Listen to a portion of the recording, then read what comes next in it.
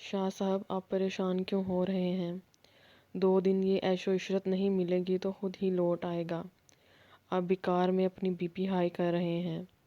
زرین ساڑی کا پلو سنبھالتے ہوئے ان کے قریب آئے۔ نہیں زرین، پریشانی کی بات تو ہے، اس طرح وہ کبھی لوٹ کر نہیں آئے گا۔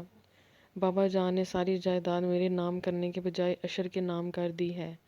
اب میرے پاس گھر کے علاوہ اور کچھ بھی نہیں ہے۔ خیر اس بات کی تو مجھے پرواہ بھی نہیں ہے، سب کچھ اسی کا ہے، اسی کے نام ہونا تھا، آج نہیں تو کل صحیح۔ مگر مجھے فکر اسی بات کی ہے، نہ جانے کس لڑکی کو اٹھا کر گھر لے آیا تھا، پتہ نہیں کون ہے جسے نکاح پڑھوا لیا ہے۔ ایسی لڑکیاں بہت تیز ہوتی ہیں، 2 دن میں لوٹ کھائیں گی۔ اسے شاہ صاحب پریشانی سے اٹھ کر کمرے میں ٹہلنے لگے، جبکہ زرین کی تو سر پر لگی گھر پر بجی، مطلب کہ ساری جائیداد کا مالک اشر تھا۔ شاہ صاحب تو 2 کوڑی کے بھی مالک نہیں تھے اس بزنس میں، اور وہ کس امید پر اتنے سالوں سے ان کے ساتھ بنتی چلی جا رہی تھی۔ سچائی جاننے کے بعد ان کے پاس ہمت دینے کے لیے 2 بول بھی نہ رہے۔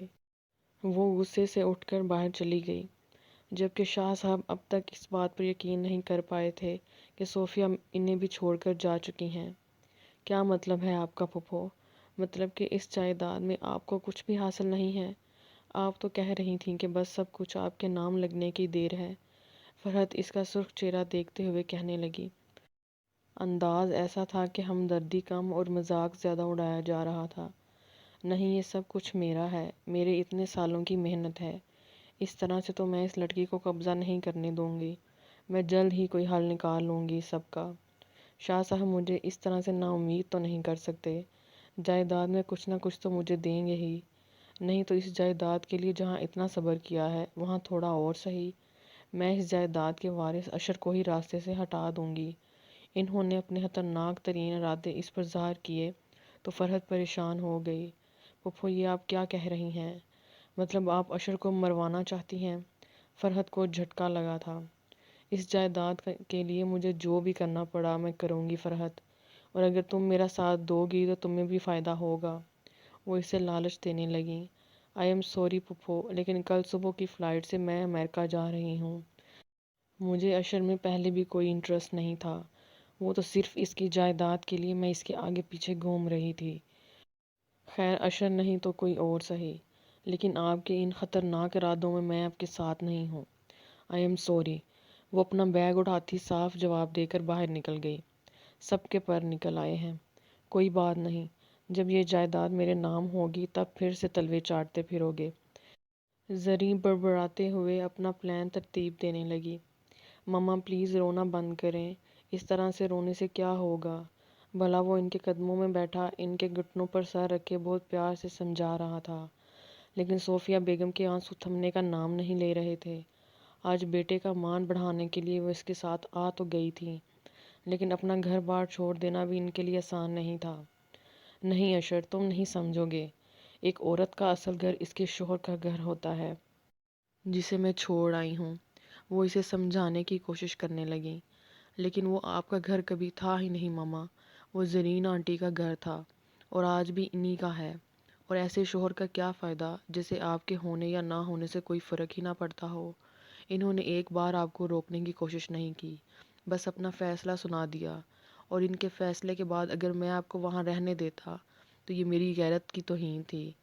اتنے سالوں میں انہوں نے کبھی آپ کی قدر نہیں کی۔ 28 سال انہوں نے آپ کو اپنی بیوی نہیں مانا، لیکن آپ اپنے فرائض سر انجام دینے سے پیچھے نہیں ہٹیں۔ اب ان کی باری ہے، اگر انہیں کوئی فرق نہیں پڑتا آپ کے ہونے یا ہونے سے تو آپ کو بھی کوئی فرق نہیں پڑنا چاہیے۔ وہ ان کے آنسو صاف کرتا کہنے لگا۔ نہیں اشر، میں ان کی طرح یوں رشتوں سے منہ نہیں پھیر سکتی۔ یہ رشتہ میرے باپ آپ نے جوڑا ہے، مجھے ان کے نکاح میں دیا ہے، میں اس طرح سے اس نکاح کو نہیں چھوڑ سکتی۔ یہ میرے 28 سال کا رشتہ ہے، اس بات کا احساس انہیں بھی ہونا چاہیے مما۔ یہ صرف آپ کی زندگی کے 28 سال نہیں بلکہ ان کی زندگی کے بھی تھے۔ پچھلے 28 سال سے انہوں نے ایک ایک پل آپ کو اذیت دی، لیکن آپ سہتی رہیں۔ لیکن کب تک ماما؟ ہر چیز کی ایک انتہا ہوتی ہے، ایک حد ہوتی ہے، اور اب حد ہو چکی ہے۔ بابا کبھی نہیں بدل سکتے، اور ایسے شخص کے ساتھ میں اپنی ماں کو اذیت میں جیتے نہیں دیکھ سکتا۔ نمیش جاؤ ماما کے لیے پانی لے کر آؤ۔ وہ بات ختم کرتے ہوئے نمیش سے کہنے لگا۔ جو اس سب کا حصہ ہوتے ہوئے بھی انجان تھی۔ اشر کے کہنے پر بھاگ کر پانی لے آئی۔ اشر نے زبردستی انہیں تھوڑا سا کھانا کھلایا اور پھر میڈیسن دینے کے بعد ان کے سو جانے تک ان کے کمرے میں رہا تاکہ وہ یہ سب سوچ سوچ کر ٹینشن نہ لیں۔ لیکن اس نے سوچ لیا تھا اب وہ اپنی ماں کو دوبارہ واپس نہیں جانے دے گا، تب تک تو نہیں جب تک کہ وہ انہیں خود عزت نہیں دیتے جو زرین بیگم کو دیتے ہیں۔ میرے کپڑے کہاں ہیں؟ جوتے تک پالش نہیں ہیں۔ میرے کہاں مر گئے ہو سب کے سب؟ شاہ صاحب انتہائی غصے سے نوکروں پر برس پڑے تھے۔ یہ سارے کام تو صوفیہ بیگم صاحبہ کرتی ہیں، انہوں نے کبھی آپ کے کام ہمیں کرنے ہی نہیں دیے۔ آپ کے سارے کام کی ذمہ داری تو انہوں نے خود اٹھائی ہوئی ہے، نوکر نے سہمے ہوئے انداز میں بتایا۔ تو تم لوگوں کو کس چیز کی تنخواہ دیتا ہوں؟ میں ایک بھی کام نہیں ہوا ہے میرا، جاؤ جا کر ناشتہ لے کر آؤ۔ وہ غصے سے کہتے میز کے قریب سے کرسی گھسیٹتے ہوئے بیٹھ گئے، جبکہ نوکر ایک دوسرے کا چہرہ دیکھنے لگے۔ سر، آپ کا کھانا صوفیہ بیگم خود اپنے ہاتھوں سے بناتی ہیں، آپ کو نوکروں کے ہاتھ کا کھانا پسند نہیں آتا، اسی لیے آپ کے سارے کام صوفیہ بیگم اپنے ہاتھوں سے کرتی ہیں، تو بھلا ہم کیسے آپ کے لیے؟ نوکر نے کچھ کہنا چاہا، لیکن اس سے پہلے ہی شاہ صاحب اس کی بات کاٹ گئے۔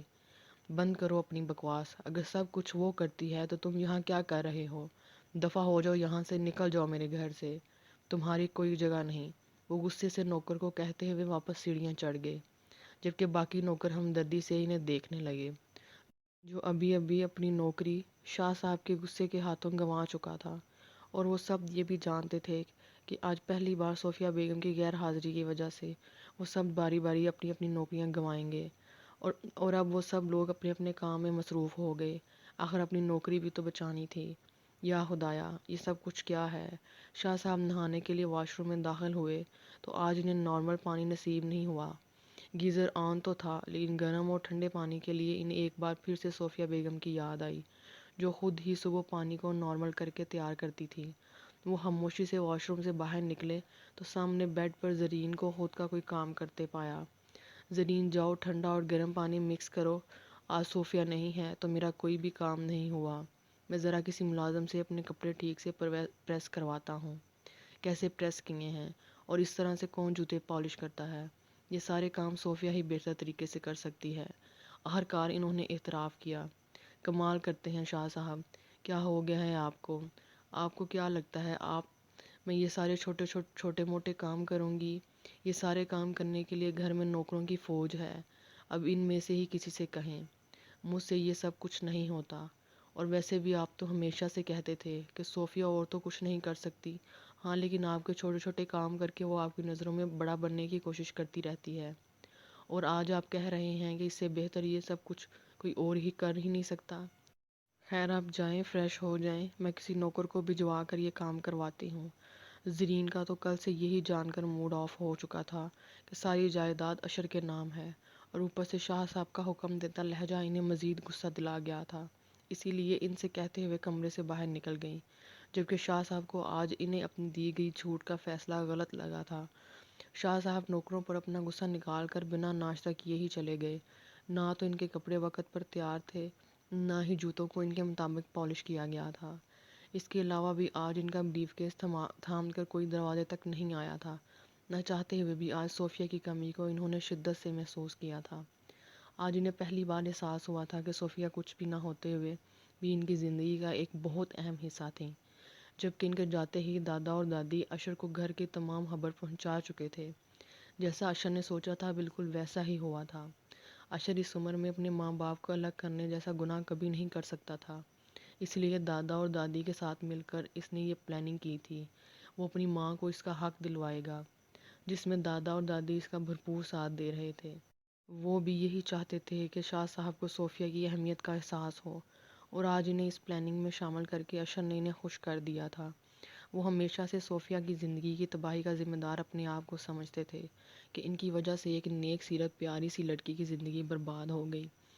ان کے بیٹے نے صوفیہ کو کہیں کا نہ چھوڑا اور خود اپنی من چاہی عورت کو اپنی زندگی میں شامل کر لیا۔ اگر زرین ایک اچھی اور نیک عورت ہوتی تو وہ کیسے بھی اسے قبول کر لیتے، لیکن ایک ایسی عورت جو اپنا گھر بار چھوڑ چھاڑ کر ان کے ساتھ بھاگ کر آئی، وہ کیسے ایسی عورت کو اپنے گھر کی ذمہ داری دے سکے؟ وہ ان کی نظروں میں صوفیہ کی جگہ کبھی نہیں لے پائی، اور نہ ہی زرین نے کبھی کوشش کی تھی۔ زرین کو ان سب چیزوں سے کوئی فرق ہی نہ پڑتا تھا۔ اسے دولت اور جائیداد چاہیے تھی جس پر وہ عیش کر سکے، اور وہ اس کو شاہ صاحب کی طرف سے میسر تھا۔ تو پھر وہ بلا شاہ صاحب کی فیملی کے ساتھ اچھے تعلقات قائم کر کے اپنا وقت کیوں برباد کرتی؟ اشر، آپ کا یہ پلان کام تو کرے گا نا؟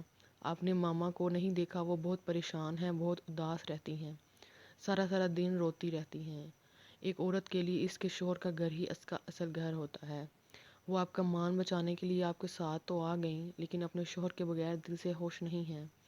نمیش بھی صوفیہ بیگم کو لے کر بہت پریشان تھی۔ تم فکر مت کرو نمی ڈارلنگ، میں سب کچھ سوچ سمجھ کر رہا ہوں۔ میں اس عمر میں اپنے ماں باپ کو الگ کر کے گناہ کمانے کے بارے میں سوچ بھی نہیں سکتا۔ میں نے بہت سوچ سمجھ کر یہ فیصلہ کیا ہے۔ میرے بابا کو میری ماں کے ہونے کی قدر تب ہی ہوگی جب وہ ان سے دور رہیں گی، ورنہ وہ کبھی میری ماں کی اہمیت کو سمجھ نہیں سکیں گے۔ تم دیکھنا بہت جلد میرے ماں باپ ایک بار پھر سے ساتھ ہوں گے۔ کل رات گھر آتے ہی وہ اپنے کمرے میں آ کر سب سے پہلے نمیش سے اپنے دل کی ہر بات شیئر کر چکا تھا، اور یہ بھی بتایا تھا کہ اس پلاننگ میں دادا اور دادی بھی اس کے ساتھ شامل ہیں۔ وہ اپنی ماں کے حق کے لیے لڑ رہا تھا تو بھلا اس کا ساتھ کیوں نہ دیتی، لیکن صوفیہ کا پریشان ہونا رونا اسے بھی پریشان کر رہا تھا، اور اس بات کو اشر بھی بہت اچھے طریقے سے سمجھتا تھا۔ دادا اور دادی عمرے پر جا چکے تھے، زرین کا ہونا نہ ہونا ایک برابر تھا۔ آج کل شاہ صاحب جلدی گھر لوٹ آتے تھے کیونکہ ان کا کہیں بھی دل نہیں لگتا تھا، جبکہ زرین کو تو کوئی فرق ہی نہیں پڑتا تھا کہ ان کا شوہر کیا کر رہا ہے اور کیا نہیں۔ صوفیہ کے جانے کے بعد انہیں احساس ہوا تھا کہ صوفیہ سے زیادہ بہتر انہیں کوئی نہیں سمجھ سکتا۔ زندگی کے اس دور پر آ کر انہیں احساس ہوا تھا کہ صوفیہ ہی وہ ان کی جیون ساتھی ہے جس کی ضرورت اس عمر میں ہوتی ہے۔ زرین صبح گھر سے نکلتی اور رات گئے کسی پارٹی سے لوٹتی۔ شاہ صاحب کبھی سوال نہیں کرتے تھے، لیکن اب زرین کی روٹین نے ان سے سوال کرنے پر مجبور کر دیا تھا۔ پارٹی پر گئی تھی، پتہ تو ہے آپ کو، کون سا آپ سے چھپ کر جاتی ہوں جو آپ اس طرح سخت لہجے میں مجھ سے بات کر رہے ہیں۔ آئندہ اس طرح سخت لہجے میں بات مت کیجیے گا۔ میں زرین ہوں شاہ صاحب، صوفیہ نہیں، جو یہ سب برداشت کروں گی۔ ان کا لہجہ کافی بدتمیزانہ تھا۔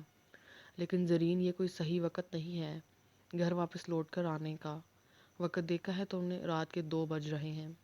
اس طرح کسی شریف گھرانے کی عورت کو زیب نہیں دیتا کہ وہ آدھی رات تک پارٹیاں کرے۔ ان کا لہجہ انہیں بھی غصہ دلا گیا۔ تو کیا زیب دیتا ہے شریف عورتوں کو؟ مردوں کے کپڑے جوتے کرنا، یا ان کے بچے پیدا کرنا، یا پھر ان کا سامان گاڑی تک پہنچانا، یا پھر ان کے لیے سارے دن چولہا چوکا کرنا؟ یہ آپ کی نظروں میں شریف عورتوں کے کام ہوں گے، لیکن میری نظروں میں صرف گوار عورتوں کے کاموں کے علاوہ اور کچھ نہیں۔ وہ آپ کی بیوی جو خود تو زیرو تھی، خود ساری زندگی کچھ نہیں کر سکی، اس عورت کے کام آپ کو وقت پر نہیں مل رہے تو آپ مجھ سے اس طرح سے بات کر رہے ہیں؟ تو کان کھول کر سن لیجئے شاہ صاحب، میں اس کی طرح کوئی ان پڑھ گوار نہیں بلکہ ایک گریجویٹ عورت ہوں۔ جسے تم ان پڑھ گوار کہہ رہی ہو وہ تم سے کہیں زیادہ تعلیم یافتہ ہے، اور اس نے یہاں سے نہیں بلکہ امریکہ سے اپنی تعلیم پوری کی تھی۔ لیکن یہ عورت کا فرق ہوتا ہے۔ آج مجھے خاندانی عورت اور ایک باہر کی عورت میں فرق سمجھایا ہے۔ وہ ایک خاندانی عورت ہے جو اتنا پڑھ لکھ کر بھی اپنے خاندانی رسم و رواج نہیں بھولیں۔ دوسری طرف تم ہو جو 4 جماعتیں پڑھ کر خود کو ماڈرن تو کہلوا سکتی ہے، لیکن ایک خاندانی عورت کبھی نہیں بن سکتی۔ ان کی بلند ہوئی آواز پر شاہ صاحب نے ایسا طنز کیا تھا کہ زرین کو تو مانو چپ ہی لگ گئی، لیکن شاہ صاحب بنا کچھ بولے اپنے کمرے کی طرف بڑھ گئے۔ آج انہیں زرین اور صوفیہ میں واضح فرق سمجھ آیا تھا۔ آج کے لیے اتنا ہی، آئندہ کے لیے ہمارے ساتھ رہیے گا۔ اللہ حافظ۔